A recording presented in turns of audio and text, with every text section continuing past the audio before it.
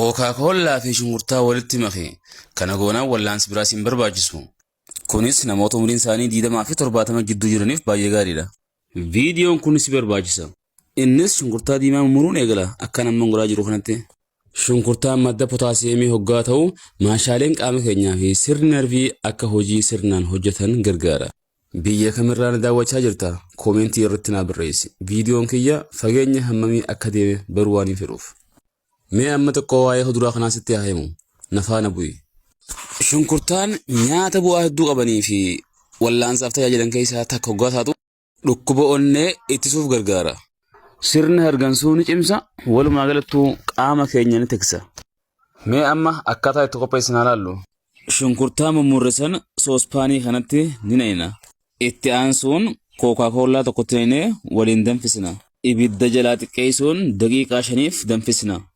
Adeemsi kun kompaawundoota bu'aa baay'ee qaban shunkurtaa keessaa illee dhangala'aatti makachuuf nu fayyada. Kana dura adeemsa kana fayyadamtee jiraatte koomentii jalatti Coca-Cola jechuun barreessi. Anis viidiyoo kana hanga xumuraa ilaaluu beekuuf na fayyada. Wanni godhuuf deemnu baay'ee barbaachisaadha. Viidiyoolee dinqisiisoo akkanaa hedduu na bira argattu. Coca-Cola maaliif fayyadanii beektu? Yaada qabatama jiruun fedhii saalaa ni dabala. Dhukkubbii ni haala qaama keenya ni doocha, ulfaatina qaama keenya ni hir'isa.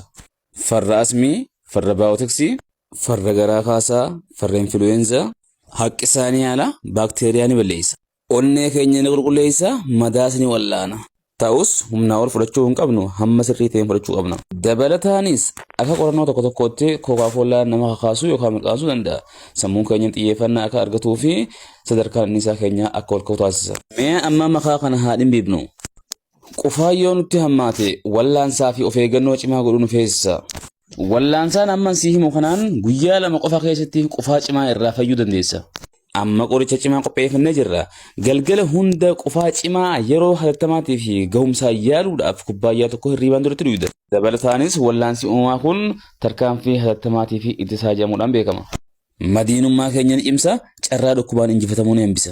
Yeroo hedduu diifamni kan si dhiboo taate cuunfaan kun hedduu si fayyada. Haala kanaan mana keetti fayyadamtee yoo ilaalte akka irraa gammaddu shakkii tokko illee hin qabu. Adeemsi kun bu'aa hin eeggamin si fidee sarpiraayis akkasii godhu nan beeka. Viidiyoolee babbareedaa akkanaa yoo barbaadde koomentii naa barreessi, follow na godhi waan babbareedaa argatta. Viidiyoo keenya ka'arraa xumuruuf jenna. Viidiyoo kanarraa baay'ee akka gammaddee fi odeeffannoo dabalataa hedduu as keessaa akka argattee abdiin qaba.